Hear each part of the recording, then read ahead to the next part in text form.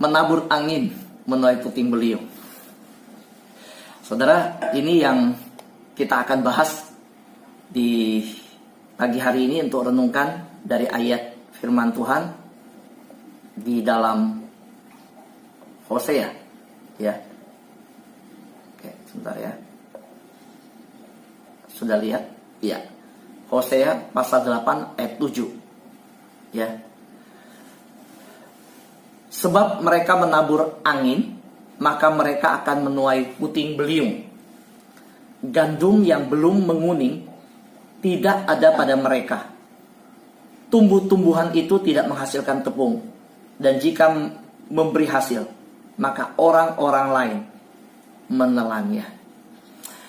Saudara yang terkasih dalam Tuhan, Hosea adalah nabi yang dipakai Tuhan dengan cara yang sangat unik. Dia diminta menikahi Gomer, seorang wanita, maaf kata, pelacur. Setelah dia menikahi, punya 3 anak, ya, wanita ini telah diberikan kenyamanan, sebuah perlindungan, sebuah pernikahan. Apa yang terjadi? Wanita ini mencari pria yang lain, ya. Dan dalam pengkhianatan tersebut, Tuhan bicara kepada Hosea, cari dia, bawa dia kembali, bawa dia kembali. Nah, ini sebenarnya berbicara apa? Ya, ini berbicara tentang Israel yang dibebaskan dari perbudakan Mesir, dibawa keluar. Nah, setelah dibawa keluar dari perbudakan Mesir, Israel itu mengikat perjanjian dengan Allah di Gunung Sinai. Jadi itu simbol seolah berbicara Allah suami mereka, Israel pengantin yang diangkat, lalu dibuat perjanjian. Mereka harusnya setia. Lalu Tuhan yang telah mengikat perjanjian dan mereka telah mengikat perjanjian, mereka berjalan bersama melewati padang gurun, masuk ke tanah Kanaan. Setelah masuk tanah Kanaan, harusnya mereka bersyukur karena dibebaskan dari Mesir, dipimpin di padang gurun, masuk Kanaan, bersyukur, berterima kasih kepada Tuhan.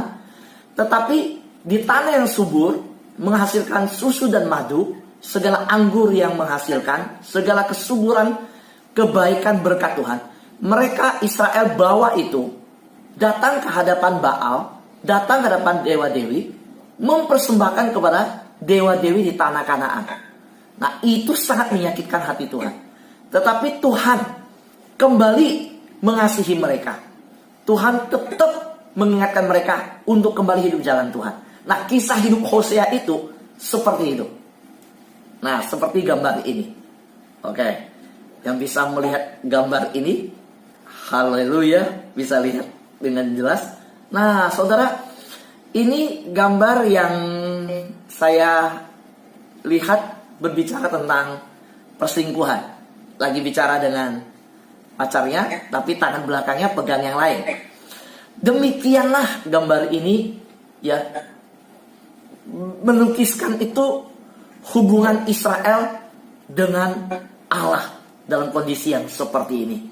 Betapa sakitnya hati Allah. Saudaraku yang terkasih dalam Tuhan, maka kalau kita lihat apa yang dilakukan Israel, yang saya sebut bahwa mereka menabur angin, menuai puting beliung.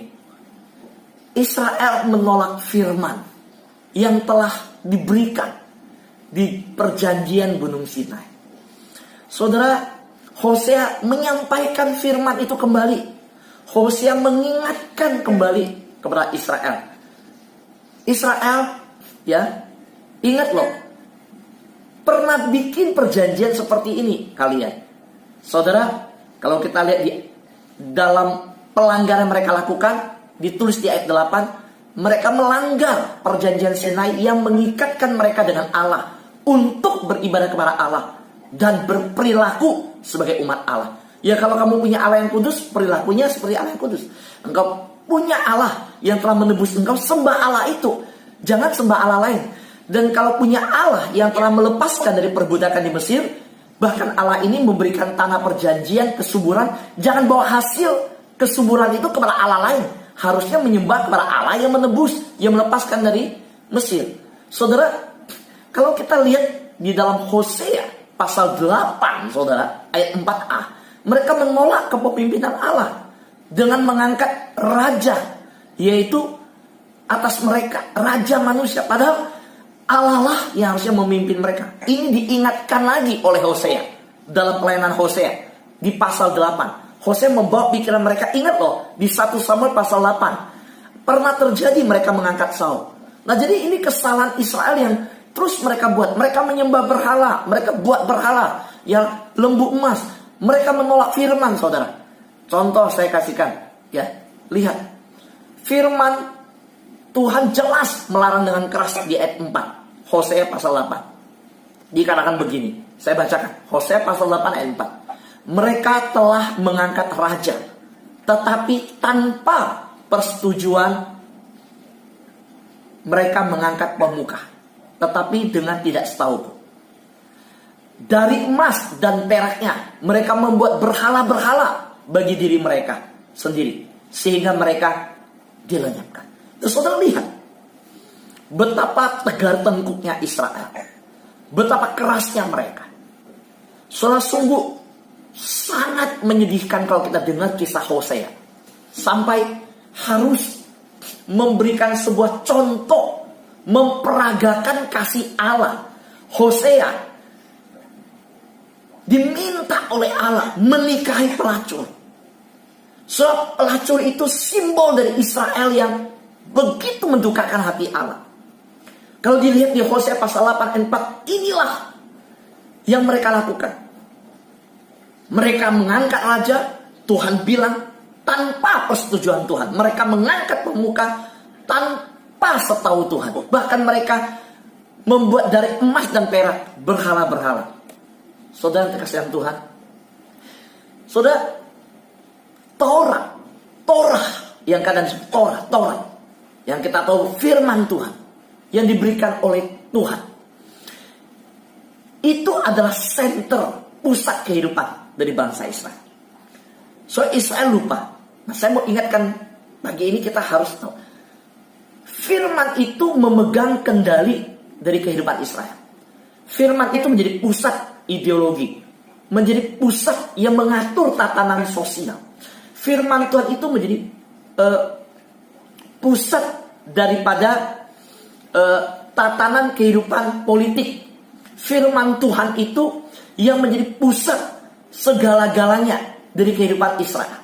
Nah, kalau firman ini, kalau Taurat ini, kalau Torah ini dilanggar oleh mereka, saudara, itu sungguh luar biasa. Berarti mereka berkeras hati tidak mau mendengar. Saya kasih contoh tentang pemimpin. Saudara, persyaratan seorang pemimpin Israel itu ditulis di Taurat, ditulis di firman. Apa yang ditulis? Pertama, pemimpin atau raja Israel seharusnya seorang yang dipilih dan diangkat atas persetujuan Allah. Kita udah baca. Bukan diangkat berdasarkan persekongkolan para pemuka yang berjuang untuk kelompoknya. Nah, ini yang terjadi di kehidupan Israel zaman Hosea. Kelompok-kelompok itu memperjuangkan kepentingan kelompoknya, nggak ada solidaritas. Saudara, kalau lihat persyaratan pemimpin Israel, pemimpin atau raja harus memiliki integritas. Tahun 2021 kita menghidupi tahun integritas. Nah, kehidupan bangsa Israel di masa Hosea ditegur oleh Hosea. Kenapa? Pemimpinnya nggak punya integritas, rajanya nggak punya integritas, dan lebih parah, nggak punya solidaritas, saudara. Nggak punya solidaritas. Mereka hanya hidup untuk dirinya. Pesta pora di istana. Lihat sesama bangsa menderita, lapar, nggak ada makan. Mereka nggak peduli. Mereka korupsi, mereka pesta pora di istana. Rakyat mati karena kelaparan, kemiskinan, nggak peduli. Jadi mereka sebagai orang Israel gak ada solidaritas kepada bangsa mereka. Nah, akhirnya apa yang terjadi? Tuhan menolak Israel. Saudara, Tuhan tolak mereka. Saudara yang terkasih dalam Tuhan, di sini saya tulis Saudara, saya bacakan, Tuhan menolak ibadah mereka. Karena hakikatnya ibadah mereka nyembah berhala. Maksudnya apa? Saudara, ada saat mereka datang ke rumah Allah. Saudara, tapi hati mereka, saudara, kepada Allah lain. Ini perselingkuhan mereka. Di mulut mereka panggil Allah, di hati mereka menginginkan Allah yang lain, seperti yang disembah oleh bangsa lain. Tuhan tolak Israel karena pelanggaran mereka terhadap Taurat. Tuhan gagalkan usaha mereka. Mereka mengejar kesejahteraan diri mereka dengan segala macam cara. Gagal semuanya. Itu ditulis di ayat 7. Di pasal 8, ayat 8 sampai 10 dan ayat 14. Usaha mereka untuk membangun keamanan negeri juga gagal. Saudara, apa yang terjadi? Saudara, ini adalah akibat dari melawan firman. Saya kasih satu contoh ayat. Saya bacakan untuk kita. Hosea pasal 8 ayat 5. Orang yang melanggar firman, ini yang terjadi. Tuhan berkata, aku menolak anak lembumu. Jadi mereka mempersembahkan anak lembu sesuai hukum Taurat di hadapan Tuhan. Tuhan berkata, aku menolak anak lembumu, hai Samaria. Murkaku menyala terhadap mereka.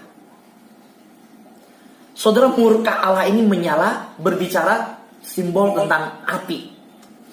Saudara tahu di Perjanjian Baru di firman Tuhan dikatakan murka Allah, cemburunya Allah. Allah seperti api yang menghanguskan. Nah, saudara yang terkasih dalam Tuhan, mereka menolak firman untuk menguasai seluruh hidup mereka. Tuhan menolak mereka. Dan akibat mereka ditolak oleh Tuhan dan menolak firman, mereka menerima murka Allah yang menyala-nyala. Nah, dalam sejarah terbukti peringatan Hosea untuk mereka bertobat tidak didengar. Hosea bilang kalian selingkuh, nyembah Allah lain, bertobat, tidak pedulikan. Mereka pilih raja sendiri, mereka langgar semua firman. Tuhan juga mengingatkan mereka dan Hosea. Mereka tidak bertobat. Akhirnya apa yang terjadi? Tahun 722 sampai 723 sebelum Masehi, Raja Asyur diizinkan Tuhan menyerang Israel. Hancur semua. Mereka ditawan ke negeri lain. Dan apa yang dinubuatkan Hosea terbukti. Hosea berkata, engkau sudah melanggar firman, segera bertobat. Nggak bertobat. Dan Tuhan menolak mereka. Keamanan mereka bangun tembok, mereka bangun perjanjian, mereka datang ke Raja Asyur, datang ke Mesir. Mereka memberikan upeti, mereka coba ajak bekerja sama militer. Sebaliknya, Asyur tetap menjajah mereka. Jadi ini pelajarannya apa? Ini pelajarannya. Jangan pernah andalkan kekuatan sendiri. Pelajaran apa yang kita dapat? Jangan menabur angin. Kita akan tuai puting beliung. Saudara, Israel yang menabur tindakan-tindakan pengkhianatan. Dan akhirnya mereka dikhianati oleh Asyur. Mereka mengkhianati Tuhan, lalu mereka baik-baikin Asyur. Tuhan bilang jangan bersahabat dengan Asyur. Jangan andalkan militer. Oh enggak, Tuhan gak kelihatan, Asyur kelihatan. Dia mengandalkan yang kelihatan. Kalau Tuhan gak kelihatan, Asyur lebih menakutkan, tentaranya banyak. Oh, mereka coba dekatin Asyur. Apa yang terjadi? Asyur mengkhianatin mereka. Saudara yang terkasih dalam Tuhan, contoh pasal 8 ayat 14. Tuhan udah bilang, murkaku menyala-nyala. Yang terjadi apa? Asyur datang, melepaskan panah api, kota mereka terbakar habis. Israel telah melupakan pembuatnya dan telah mendirikan istana-istana. Yehuda telah memperbanyak kota-kota yang berkubu, tetapi aku akan melepaskan api ke dalam kota-kota mereka, sehingga puri mereka dimakan habis. Saudara yang terkasih dalam Tuhan, terus menerus Hosea menyatakan bahwa kegagalan Israel adalah kegagalan yang tertulis seperti ini. Saya bacakan untuk saudara. Sekalipun kutuliskan baginya banyak pengajaranku, itu akan dianggap mereka sebagai sesuatu yang asing.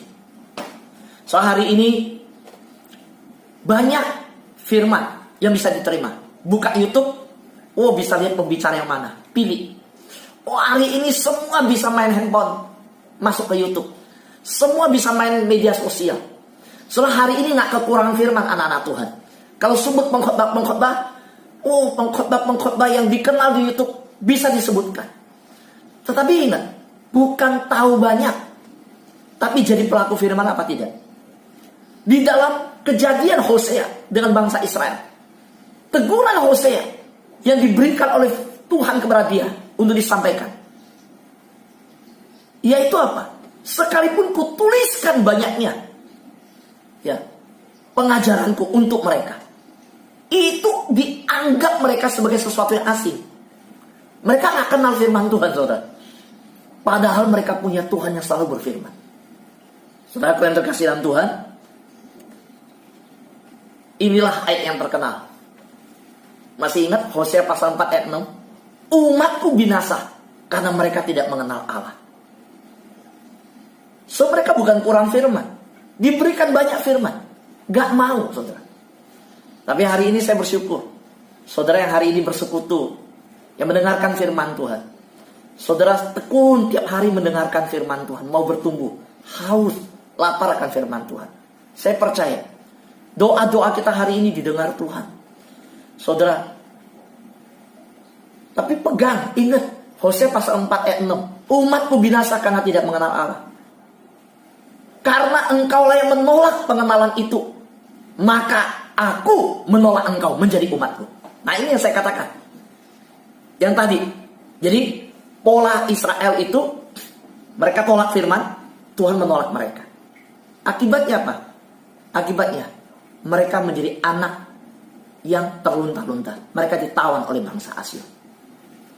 Firman Tuhan berkata, karena engkau melupakan pengajaran Allahmu. Jadi ini intinya di pasal 8. Ya, jadi ingat Hosea pasal 8 bicara tentang bagaimana mereka melupakan firman Tuhan. Dan itu tindakan yang dipikir enggak apa-apa.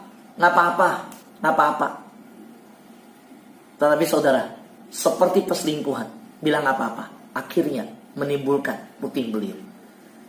Tema hari ini mengingatkan kita, menabur angin menuai puting beliung.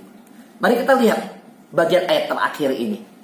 2 Timotius pasal 3 ayat 16. Segala tulisan yang diilhamkan Allah memang bermanfaat untuk mengajar, untuk menyatakan kesalahan, untuk memperbaiki kelakuan, dan untuk mendidik orang dalam kebenaran. 2 Timotius pasal 3 ayat 16 ini benar-benar kita harus pegang dan ingat senantiasa.